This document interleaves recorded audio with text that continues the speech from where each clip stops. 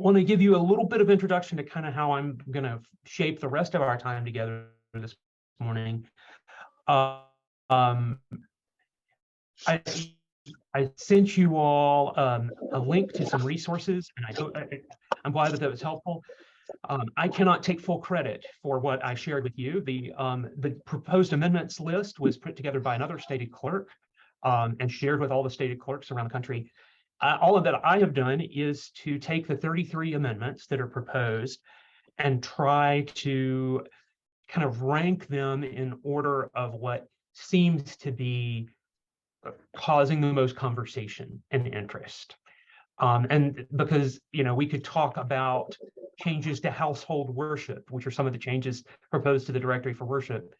And that may not be where we actually spend most of our time if we start there or if we end up in the wrong place. So I wanted to try to make sure we start with the stuff that actually might require us to have a little more conversation, and then we'll get toward the end to the things that might be a little bit simpler.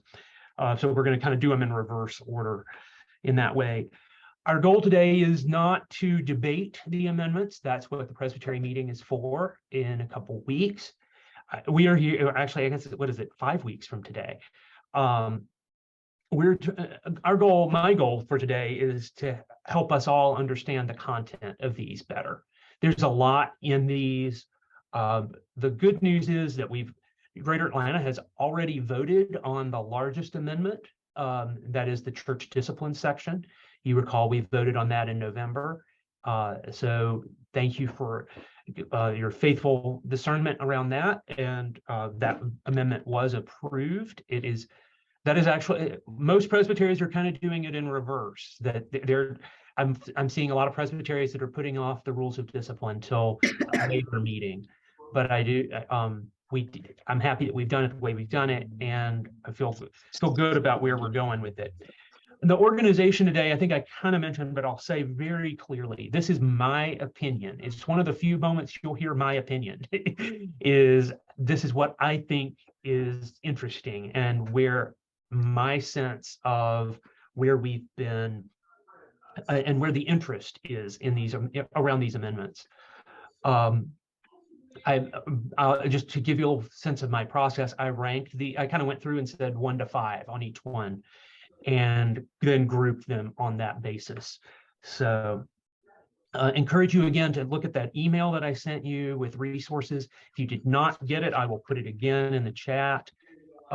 So you can just click on that link. There are 2 files in there. One is the full text of the amendments. Don't print that document without knowing that you're printing 166 pages. The most important part is about 5 to 57 or so.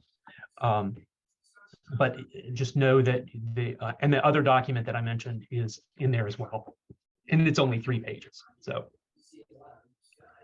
on that note, any kind of introductory questions before we go on? I want to again remind you, everything we're talking about from this point forward is proposed. None of these are official and changed yet. So we maybe need to have another conversations with the clerk this summer or fall to say, okay, what actually did change and how does that impact what we've got to do? And actually, the first 3 amendments that are proposed would require some additional steps to be fully implemented. So it'd actually be a really good thing to plan a conversation if any or all of these pass. So the first 3 are what I've called major changes to our policy, practice, and polity. So the first of those is 22I. This is a proposed amendment to G20804, which is the part of the Book of Order that speaks about the minimum terms of call for an installed pastor or associate pastor. This would add to the same sentence that requires participation in the medical and pension benefits plan of the PCUSA, a requirement for 12 weeks of minimum of family leave, paid family medical leave. This is, as I said, a major change. We do not have any current provision for this. There are some existing provisions within the Board of Pensions benefits that provide some compensation for family leave, but this would be a major change to our policy and practice. I think that this has been a point of discussion and discernment for most presbyteries for the last 10 years at a minimum. And it's going to be a really interesting space to see how presbyteries continue to discern about this. So let me just stop there. I think I've shared some things about it with you. What questions do you have about this amendment, if any?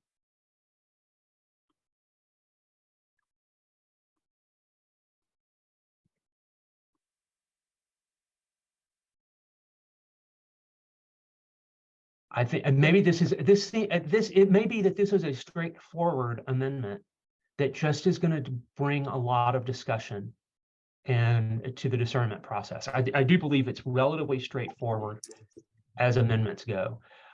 Just to give you a sense, right now there are 10 votes reported on this. This is as of January 5th. 10 presbyteries have reported voting, 6 in favor, 4 against. So it's kind of right down the line on that. Yeah, Tyler, see your hand. I guess my question would be, what is the, from reading this, I kind of get a sense that I don't see any reason to the why not. Could you potentially give us some ideas of the why not? Why we would not pass this? So the discussion on this has been, I'll try to summarize both of the sides then. So the why not, and especially General Assembly commissioners, if you all want to chime in for things that the Assembly said, please do so. The why not is this is a substantial cost to churches, not just a financial cost, but a cost when a minister steps away for 12 weeks. That's there is a substantial cost to the life of continuity in the congregation. And so that, I think that's the why not. The yes why is that this is what we do. This is how we take care of each other. And we treat one another with honesty, respect. And if we want, there is a strong sense in many churches that there's a real engagement with younger pastors. And if we want younger pastors, we have to give them benefits that help them be the kind of pastors that we want them to be. And that is to be holistic and to involve their families and to be good, faithful human beings as much as they are good, faithful pastors. So, yeah. Any other comments on reasons for or against this that we've heard along the way? This is Iris, Andy. Of course, this came out of HSB, the committee where I served as a commissioner. There was much discussion. And one of the things that the committee looked at was the evolution of leave practices in the United States, and whether or not we as citizens had evolved to the point where other nations were in terms of recognizing the need to look at the wholeness of the person as they work and contribute to society as a whole. And then that was one of the issues that was discussed, was that in some countries, basic leave like this is a part of the fabric of the country, and it has not in this country risen to the fabric of this country. I retired, and I don't have the moniker honorably retired, but of course, I'm not, not a pastor, but retired from work as a civil servant back in 2014. And the organization where I worked had finally gotten to the point of recognizing the need to have persons have the ability to be away from the office for a period of time. And we were blessed that the time was actually greater than the 12 weeks that is mentioned and is a part of this amendment. So I think we are evolving as a society. And one of the things that our committee talked about was we weren't sure that even though we are a liberal denomination, whether or not we had evolved to this point. Thanks, Iris. I think you're spot on in that summary. I will just kind of speak for those who might not be able to see the chat or watching the recording later. I love Cheryl's comment in the chat that this is a question of balancing the justice of doing what is right for families and pastors versus the small churches on the brink of financial issues. And that is, I think, at its core, the discussion and debate that the Assembly had on this matter, and that I am hearing and anticipating that presbyteries will have in this process as well. One thing to note that there have been some different iterations of this amendment during the Assembly. There was, at one point in time, it did not have the 12 weeks. It just said that there would be a requirement of family leave, but there are not, but it is not, that 12 weeks did make it in the final proposal. So we can't amend the proposal and say, we will take 8 weeks instead of 12. That's not in order at the presbytery. We get 12 weeks or nothing at this point. Yeah, Jody. I wanted to ask just procedurally how this works. I am if I'm an installed pastor and want to take this, do I take it to session and let them know that I'm going to go ahead and be opting into this at this point?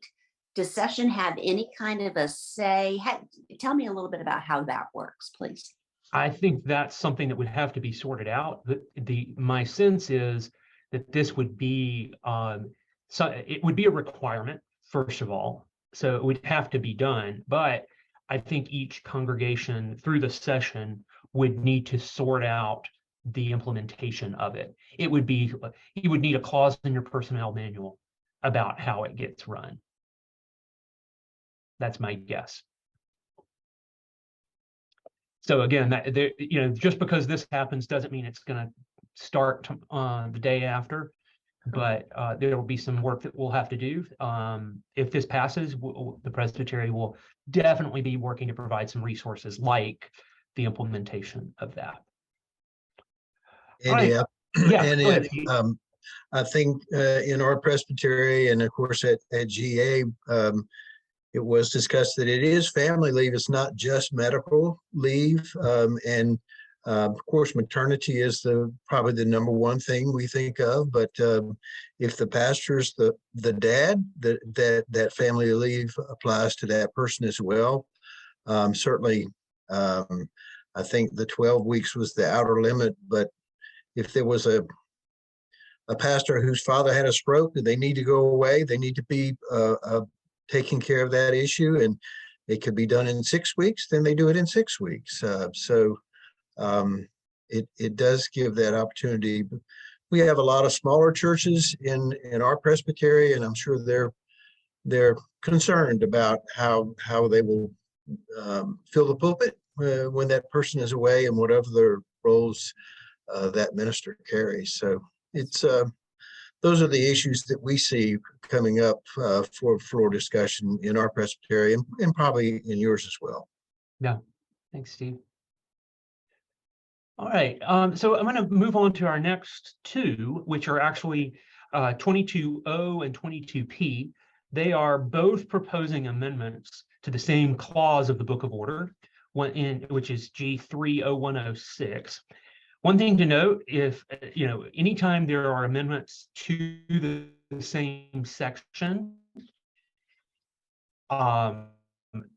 the editors of the book of order and the Office of the General Assembly will sort through any discrepancies. So just because there are two proposed amendments to the same section, it's totally okay. They will sort through some of this.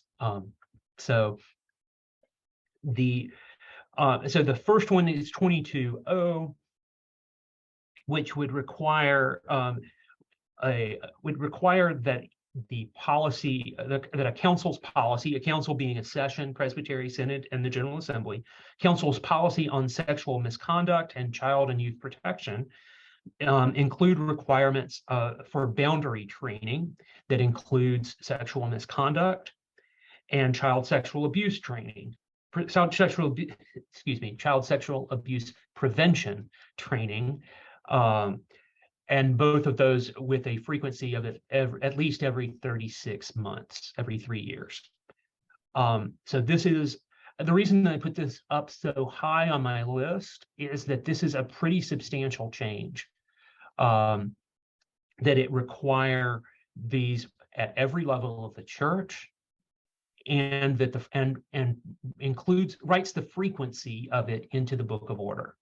Some of you might know the Presbytery of Greater Atlanta's policy is that boundaries training is required every 5 years. So this would reduce that from 5 to 3. And that's why this would change the way we have to function, and that's why it's kind of high up on my list. Are there any questions on this one? Is there anything in here about like who can teach boundaries training and like what that looks like? I mean, I've participated in the Presbytery one, but would a pastor be able to lead that for their congregation, or would it involve some training to teach the boundaries training? None of this is not getting into those specifics. This is simply saying that that an existing policy on sexual misconduct and or child and youth protection would need to be amended to require boundaries training with this particular frequency. So it does, and hopefully those policies already have some statement of requirement for that, but we're not going to, it doesn't say it has to be done by a licensed psychologist or but I think it could absolutely be done by a pastor who is properly trained.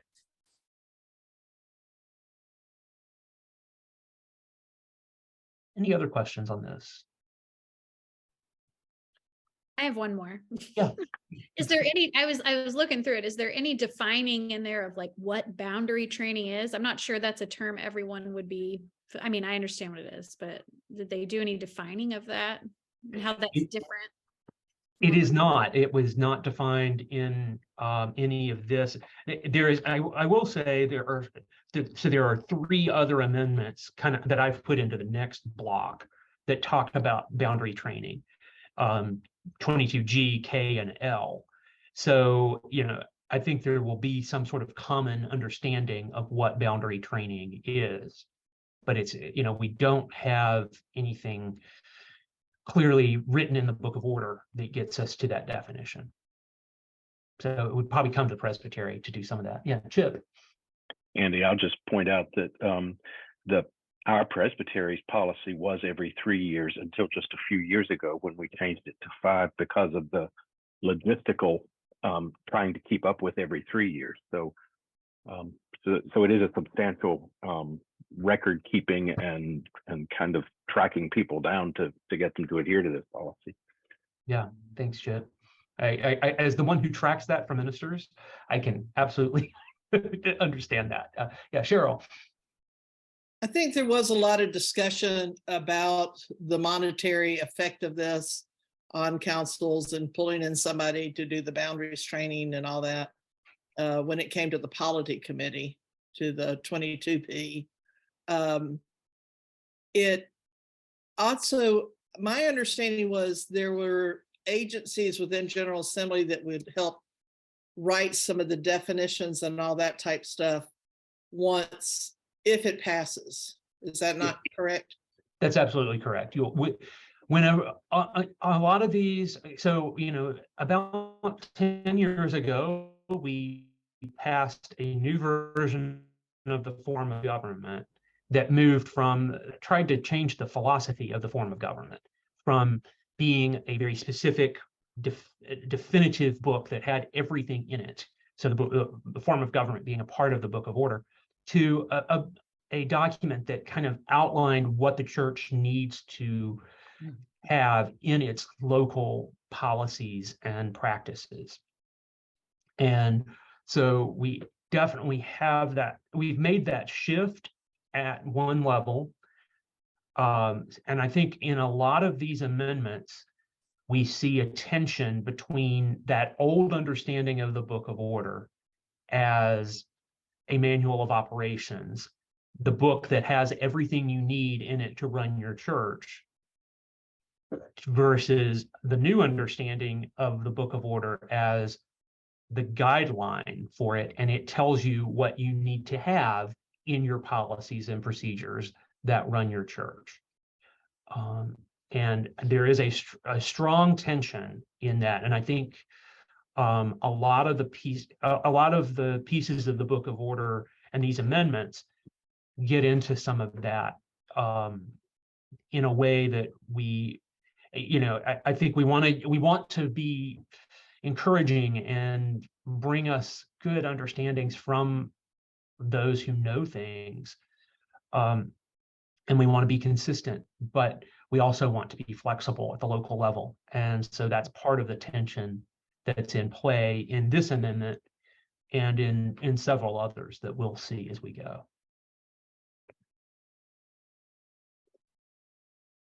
I'll move us to 22P, just to note that, so 22P would change another part of that same paragraph about the policies that are required at every level of the church. So 22P would change it to say that all councils shall adopt and implement the following policies: a sexual misconduct policy, a harassment policy, a child and youth protection policy, and an anti-racism policy. So it does. So this amendment would do some clarifying on the one hand, to be very clear that sexual misconduct and harassment are similar but not identical, and we need a policy on both of them. And it would add the requirement of an anti-racism policy to every level of the church. I will note, Cheryl very helpfully mentioned that that we are not going to be, if this passes, we would not be expecting that every session sort through this on their own. There would likely be some guidance coming from the national church. I think this is the kind of thing that our presbytery might be able to draft some policies, some policies that we can share with churches. Certainly would be at a minimum would be a clearinghouse. So when a church passes a policy, we'll take it and share it with others along the way, so that everybody's not having to start this from scratch. But again, I put this kind of up high because it does add another policy. I know I was a small church pastor for 11 years. During that season, when we went from having just the Book of Order to having to have the Book of Order plus a manual of operations, plus sexual misconduct policy, plus child and youth protection policy. It was a lot of work in the small church to do that. And I would suspect that there are some of our small churches that don't have the policies that are already there that are required. That being said, there is real benefit and value to requiring these kinds of policies in the life of the church. So that, I think, is the tension that's in play here. Other comments or questions on this one?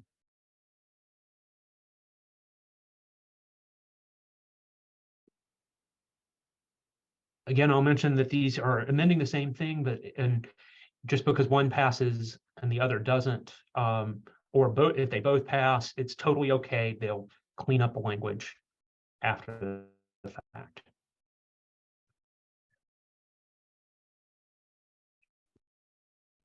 All right, well, we'll move on to the next group, which I have kind of called the substantial changes, but not, not the ones that kind of shake us to the core and make us do everything, make us make some real changes.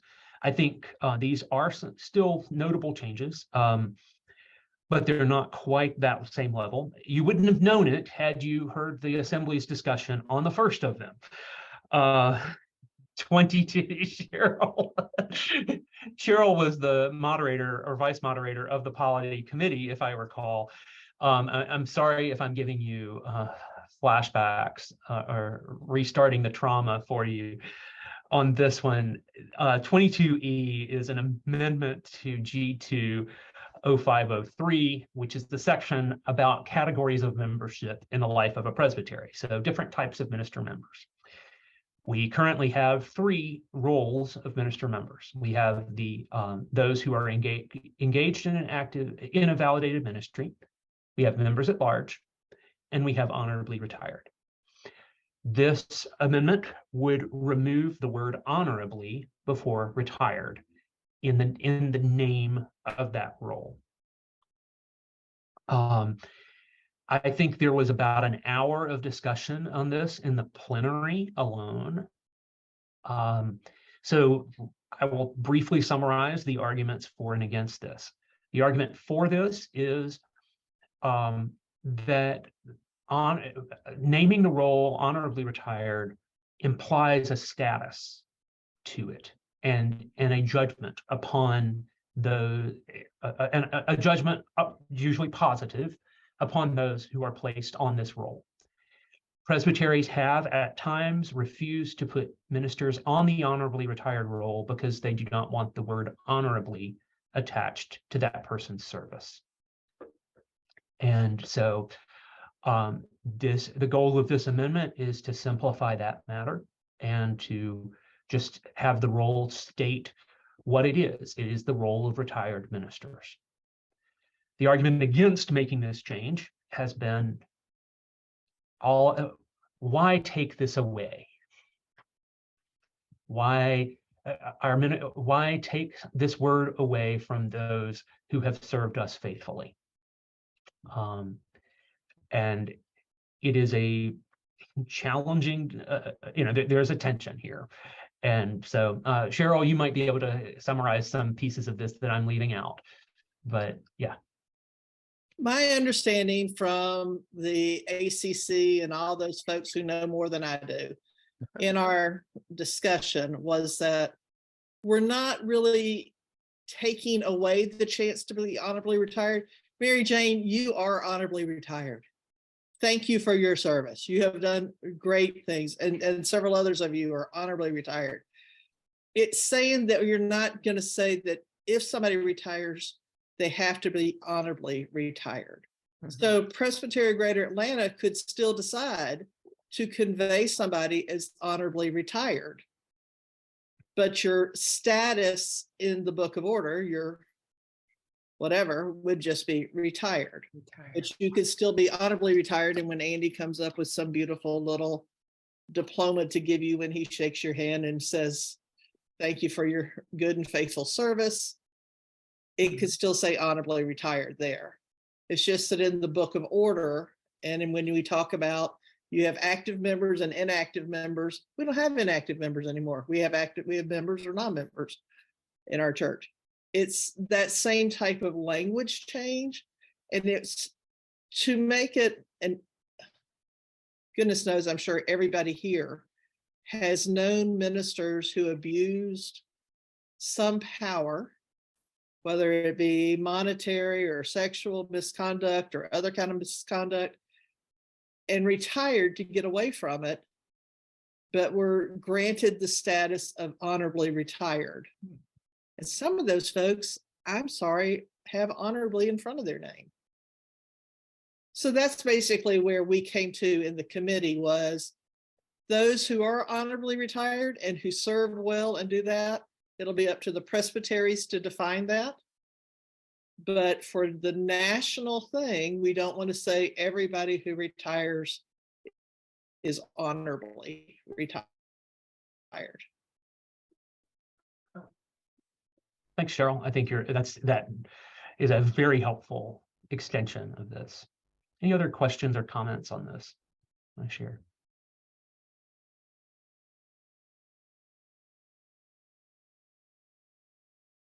I am almost shocked that there are not more.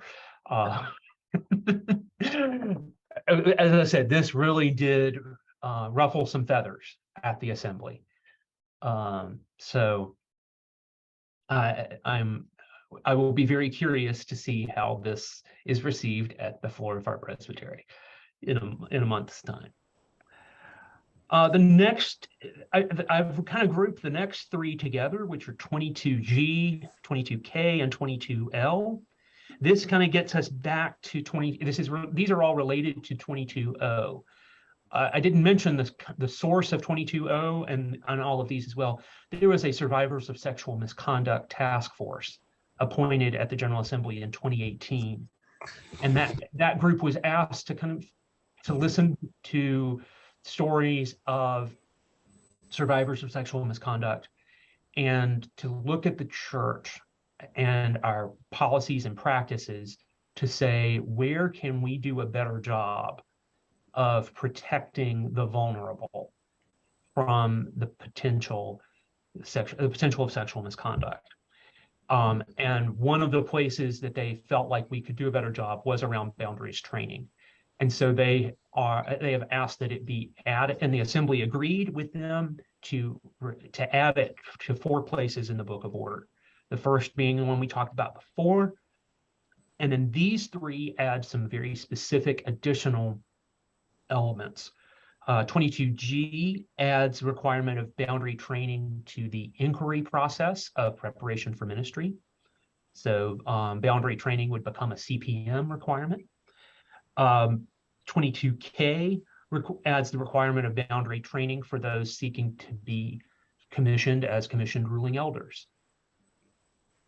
And 22L adds the requirement of boundary training for those seeking to be certified as certified Christian educators. So these are 3 related questions, 3 very related issues. And for better or for worse, sometimes to make one change to the Book of Order, you have to make it in 4 places.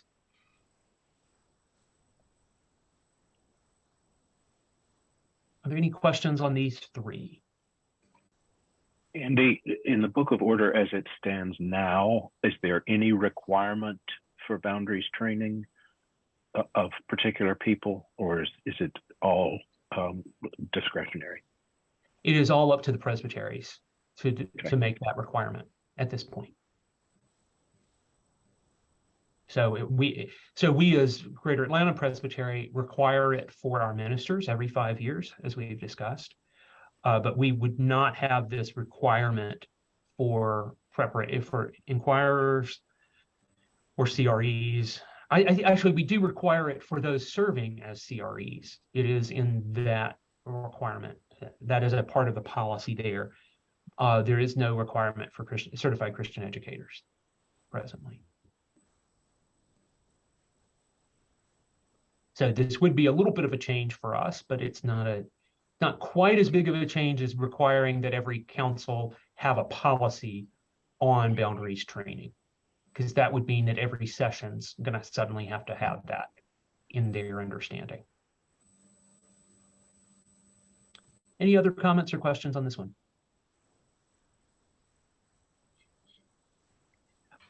So we'll move on to 22Q, which is an amendment to G30303C.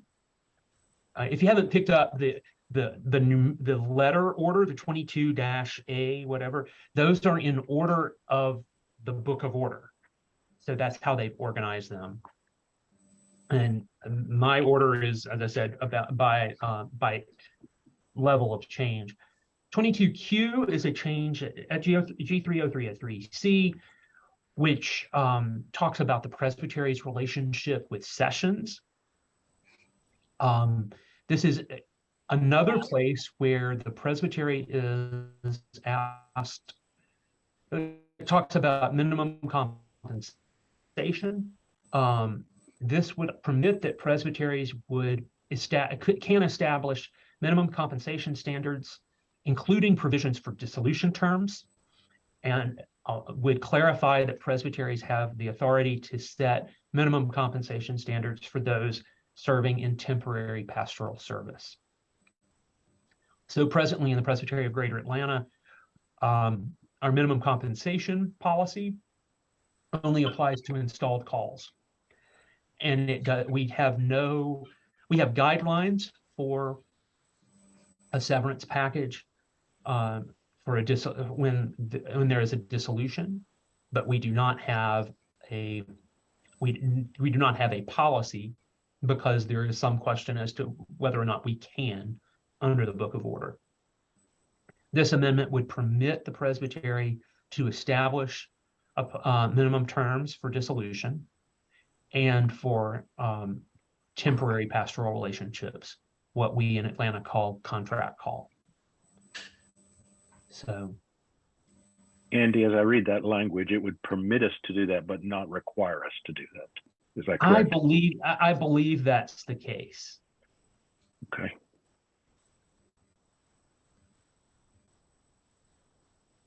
I mean, we could say that there are no minimum standards for these particular pieces of that, or we could set them very low. That's the other alternative.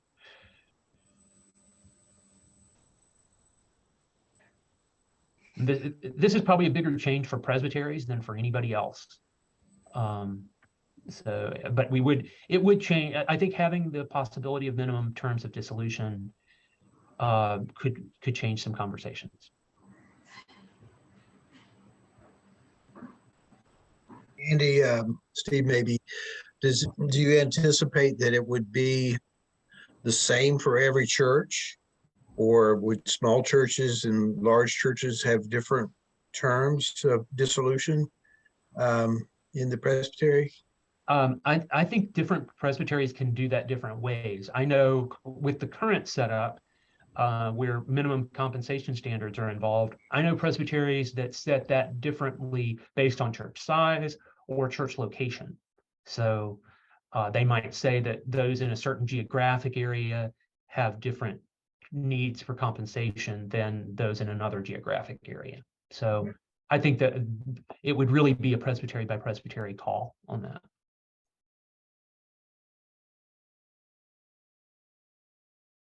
But there's a lot, I will say there's a lot of flexibility in this language. Yeah.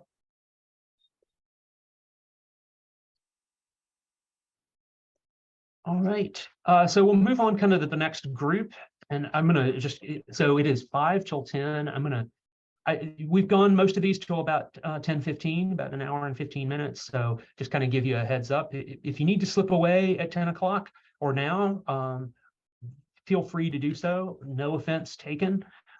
We do have other things going on in our days, but also don't want to leave you wondering about things you have questions about. So I'll try to stop about 5 or 10 minutes before that. So if you have questions about some of the others that we don't get to, you can ask them. So 22A and B are in my minor changes to language category. These are changes to the foundations section of the Book of Order. I believe these are the only 2 proposed amendments to the foundations section this year.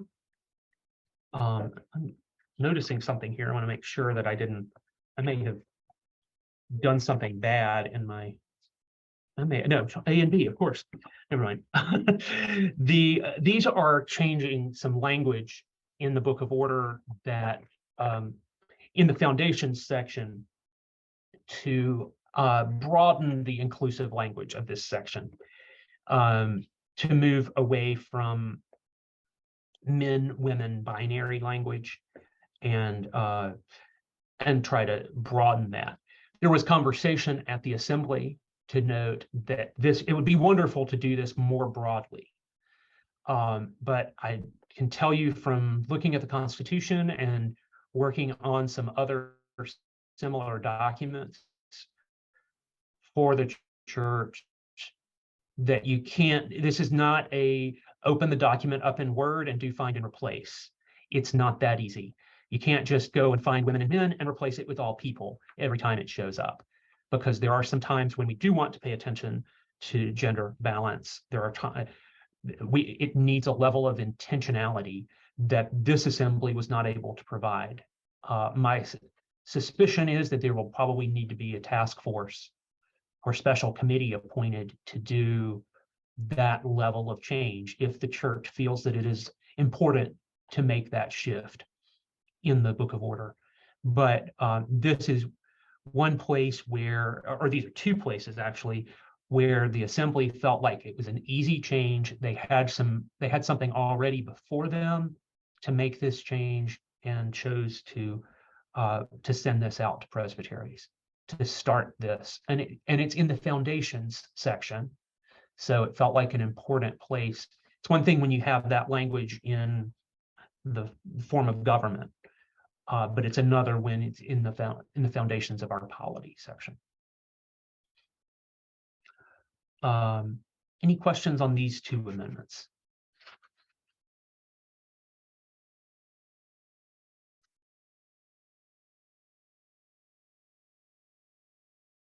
Let's go on then to 22J.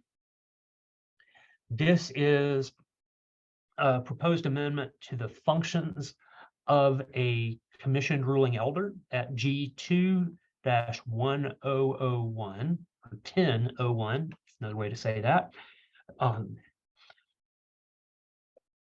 In practicality, the church has been doing this in most ways. For example, in the Presbytery of Greater Atlanta, we have a commissioned ruling elder who's on our staff to provide care to pastors. And Jane Hubbard does wonderful work as a CRE in that role. And she is working in congregations across the presbytery. And this would just kind of bless that all the more. There are presbyteries that are doing that, and then there's some others that say, "Oh no, the Book of Order says we can't do that." So this would be a clarifying piece to that language. Any questions on this? All right, then 22S is a change to G40301, which is the section about trust and confidentiality. I believe this might have been, this came out of the Rules of Discipline Committee at the Assembly. It might have actually also come out of some of the work of that Survivors of Sexual Misconduct Task Force. Let me just look real quick here. It will, so yeah, absolutely, yeah. So this is intended to, and it is kind of coming out of the Rules of Discipline review process as a whole, to clarify the confidentiality requirements related to the work of ministers, elders, and deacons.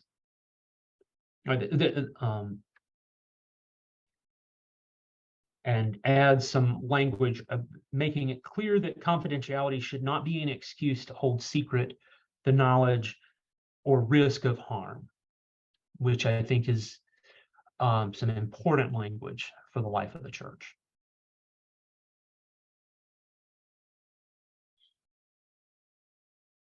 Are there any questions on this proposal?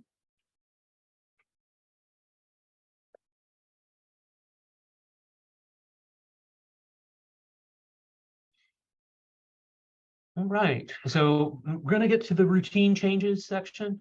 I'm going to kind of move quickly through these, because there's one thing I do want to point out about two of these items, even though they're pretty routine. 22C is, I wasn't really aware of this. I hadn't thought about this, but apparently if you read the Book of Order very strictly, there is currently no requirement that Robert's rules be used as the parliamentary authority for a congregational meeting, not for a session meeting, but for a congregational meeting. Ask any member of our congregations that question, they would probably say that you're lying to them if you told them that it's not there already. But certainly most ministers would be that. But this would clarify that Robert's rules is the parliamentary authority for congregational meetings. It also would permit electronic congregational meetings. That comes up in another 2 amendments as well, which we'll talk about in a second. 22D also has to do with congregational meetings. One thing that, as you work with me, you might find that I am picky about is what a congregation can do. What can be put forth in a congregational meeting? There is a very specific list of business proper to congregational meetings that's found at G10503. And anything that's not in this list, unless it has to do with setting the rules of the congregation or something like that, is not in order. So this would add an additional item. So presently there are 6 things that a congregation can do, and only 6. This would make it 7, and only 7, that would allow a congregational meeting to receive a disciplinary decision against a member of the congregation. This is this would be a requirement of the new church discipline section of the Book of Order. So that's why this item was brought forward. Any questions on this one?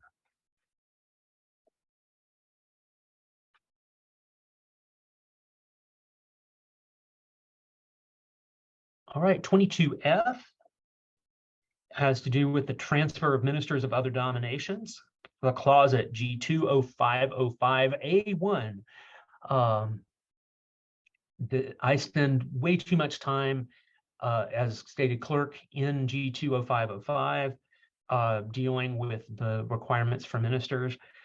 This would just clarify that when we're receiving a minister from another denomination, to work in an immigrant fellowship setting, we would first of all need to consult with that fellowship regarding the receipt of that minister, and clarifies that we don't have to hold up that process quite as strictly if that new minister doesn't have the same education from their previous denomination as we require.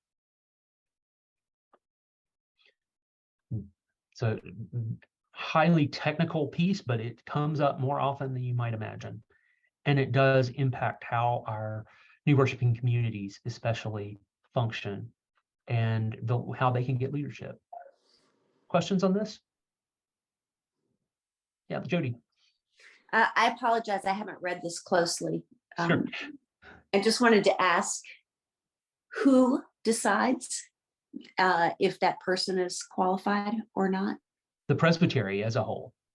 So it would be a matter, it's part of that. It's not an individual decision. Usually it's done, I'm not even clear exactly who does it in Greater Atlanta. In some presbyteries, it's done by CPM, in others by COM. It's done as part of the assessment of receiving them into membership. So the examinations commission is usually involved, and staff and clerk and in Greater Atlanta, NCDC would be involved in that conversation as well.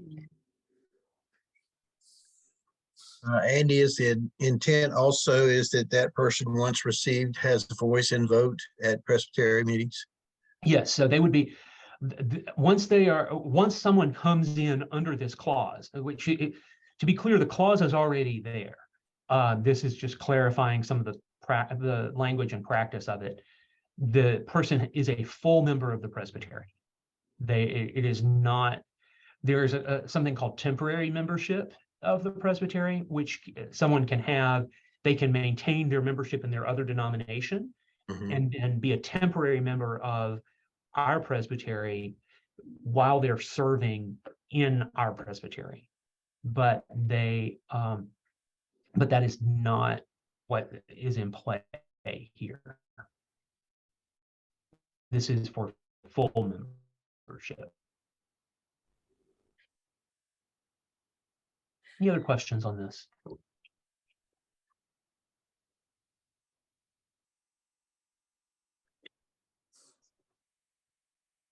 All right, so I think we'll go ahead and finish this section. The next is 22H, which is G20605. This came from that Survivors of Sexual Misconduct Task Force as well.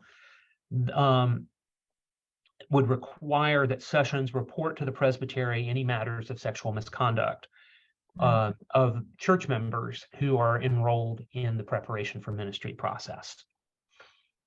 So the current setup is that discipline is always done by the body of membership. So discipline of church members, our inquirers and candidates are church members. So any discipline related to them is done by their session, even though their preparation for ministry is being supervised by the presbytery. So this was viewed as a gap in the relationship. And so it was possible that someone might be convicted of sexual misconduct by their session, but the presbytery not be aware of it in their preparation for ministry process. My sense is that anything like this, sadly, has probably happened if it's coming up in this.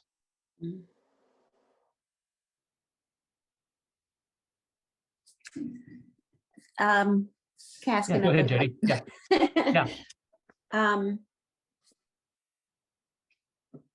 The idea of, when you take your vow and you are chaste, unless in a married relationship, does this change anything about that, so that somebody could say, oh, well, this person that's in seminary and going through the process is in a relationship outside of marriage with someone, and it could get up to the presbytery level? That's an interesting question. I think what would have to happen on that is that it would someone would need to make an allegation with the session and or the presbytery to that person, and it would need to be investigated and go through the disciplinary process.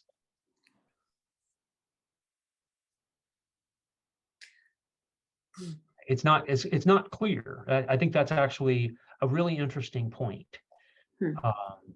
in this, that there is how do we define any matters of sexual misconduct which must be reported? And that could be, for some, that might be there's just a wide latitude of understanding on that.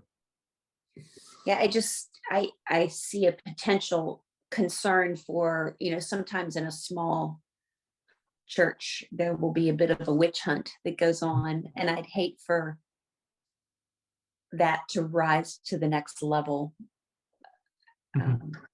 Well, okay, to be clear, though, it just requires a report to the presbytery. It does not require that the presbytery take any particular or specific action.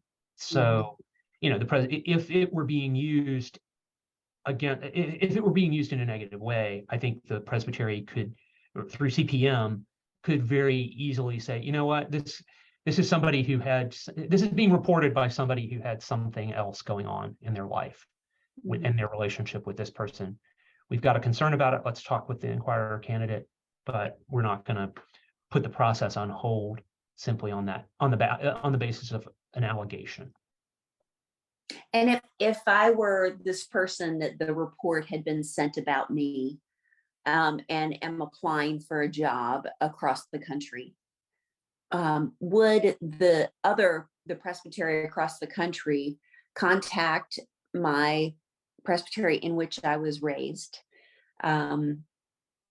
for any reports on me or for any action on me? So there is a standard process that is not written in the Book of Order, but it is almost universally followed for background check, for an executive reference check on every inquirers, candidates, and ministers. So when going from one presbytery to another, so that it would depend on the presbytery as to what details of that they might share.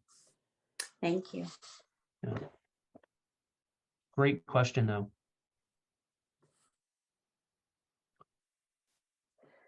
So the next two are blocked together, 22M and 22N.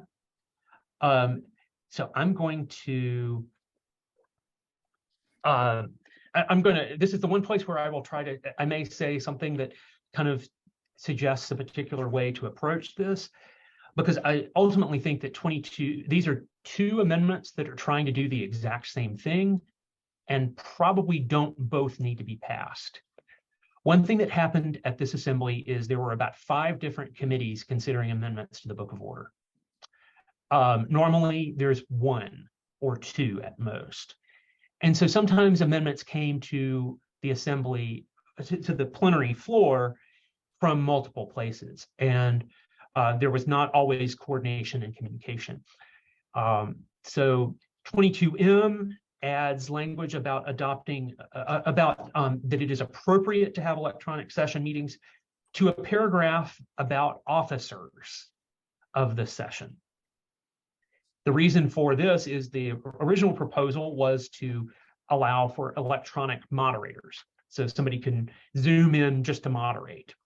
Well, you don't need to just have that. You need to have full electronic meeting plan. So they changed that one committee changed the language of that, and they put it at the end of the officers paragraph. Another committee approved a much longer statement that goes in the meetings paragraph, and that's the 22N amendment. N as in Nancy amendment. That would go at G30105 about meetings.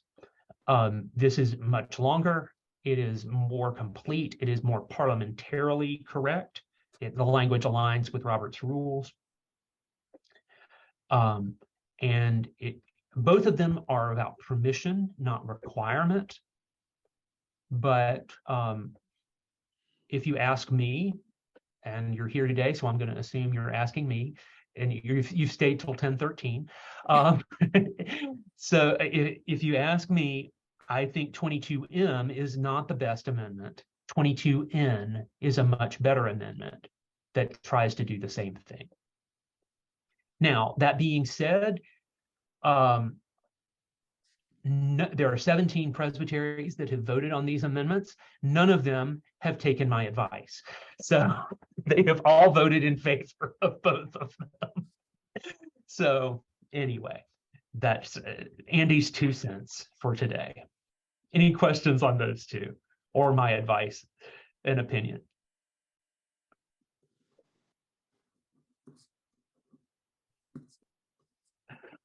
So the last one I think we'll talk about is 22R. This is, again, a routine change. This is about the composition of a synod.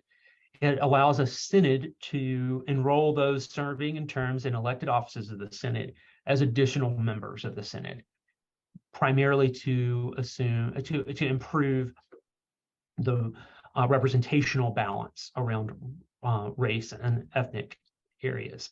So this is commonly done. We do it in our presbytery in the way we set up our presbytery representation congregations with a majority of members who are not white, or a majority of, or who are intentionally multicultural in one way or another. That's not defined anywhere. I defined it as 20%. That is below 80%. That's white. They get an additional commissioner just automatically.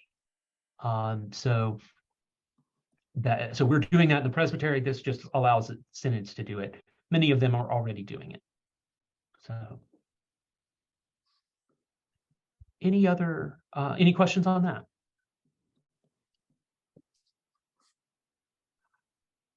The last section of it, so just to, I'm not going to go into the direct for worship amendments. These are relatively straightforward. I just grouped them all together.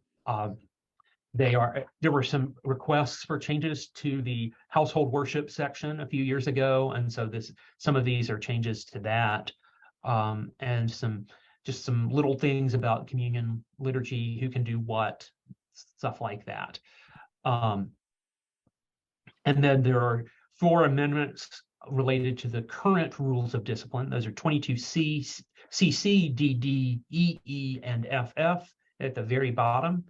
Our Bills and Overtures Committee here in Greater Atlanta, if you might recall, made a decision that we will not make any presentation on those until May at the earliest. We are hopeful that the new rules of discipline, the new church discipline section that will replace the rules of discipline, will render these amendments moot. And so we're not going to waste our time talking about them unless we have to. Because the new church discipline section includes all of those changes in it. Any final questions, last thoughts? Jody. I actually have a question about, I can't attend our next meeting where we're going to vote on all these things. Mhm. Can I send in a proxy, or is that a no-go? How does that work? The order says that proxy voting is not allowed. So, and our understanding is that we have our opinions and our understandings of these walking into any amendments, into this conversation, but the importance of being together and discerning together matters. So it is not uncommon to walk in the room feeling one way, listen to the discussion, and vote differently. So that's why we don't allow proxies.